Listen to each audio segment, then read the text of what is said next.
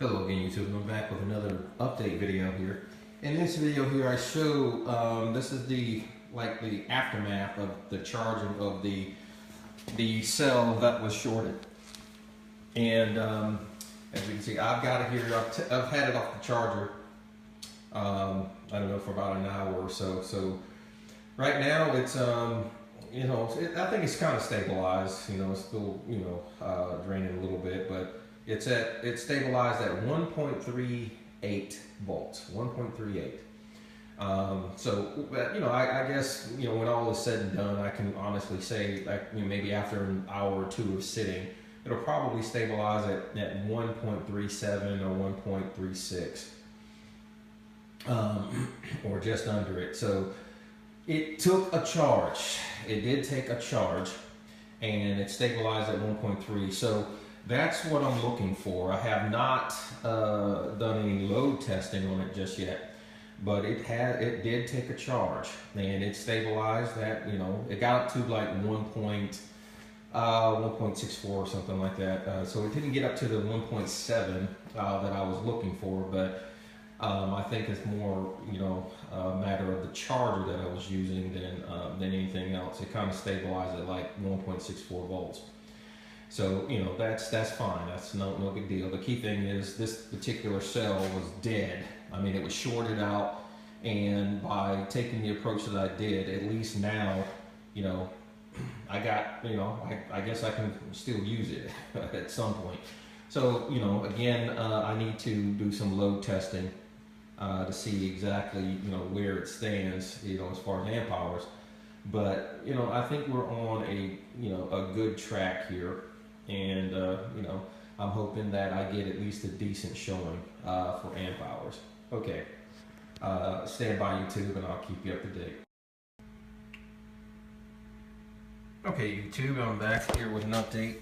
And I tested the battery under load, and we got about maybe 68, 70 amp hours. I'd say we're closer to 70 amp hours of use.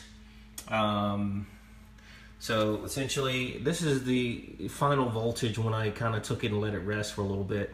So essentially, it's resting at, I don't know if you can see that, but 1.2, 1.25, that's at rest. This is after load testing and stuff like that. So when I took the load off and it bounced back and it's rested, so 1.2. So the cell did take a charge, and it did handle the load. And about, again, maybe 68, between 68, 75 amp hours. That's the final number. But, like all of the battery, all of these cells, you've got to be patient with them, and you have to kind of put them through the paces. Again, I don't know how far I can take this thing as far, as far as charge, recharge, but this is the first time it's been, charged up and then discharged. So outside of being shorted and stuff like that. So I need to kind of put it through, continue to put it through its paces. And as you can see, I just got the leads on it to show the ending resting voltage after taking off the load. So I ran it down completely. And so, I think in terms of was it a success to repair a shorted cell?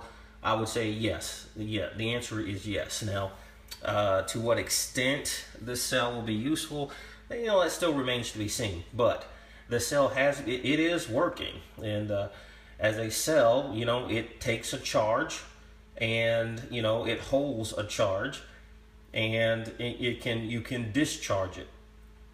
Now, I discharged it around 34, 35 amps, with my little tester thing there. So that's about it. And so right now you can see it's holding steady right there.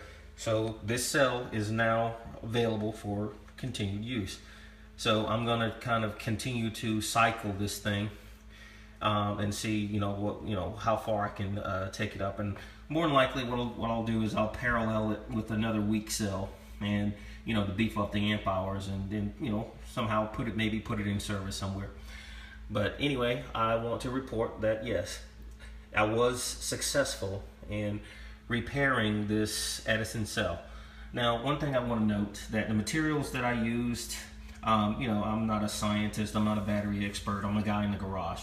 So, you know, this is very risky, you know, what I did with this particular cell. And I was willing to take the risk, and it paid off. So, you know, again, you know, if you do something like this, obviously you do it at your own risk. But, you know, hey, it worked, okay? It worked. Is it safe? Yeah, that remains to be seen. But it worked. And I had this thing on a charger for like 2 days. Maybe on 2.25 days or something like that. But anyway, all right, YouTube. All right, take care.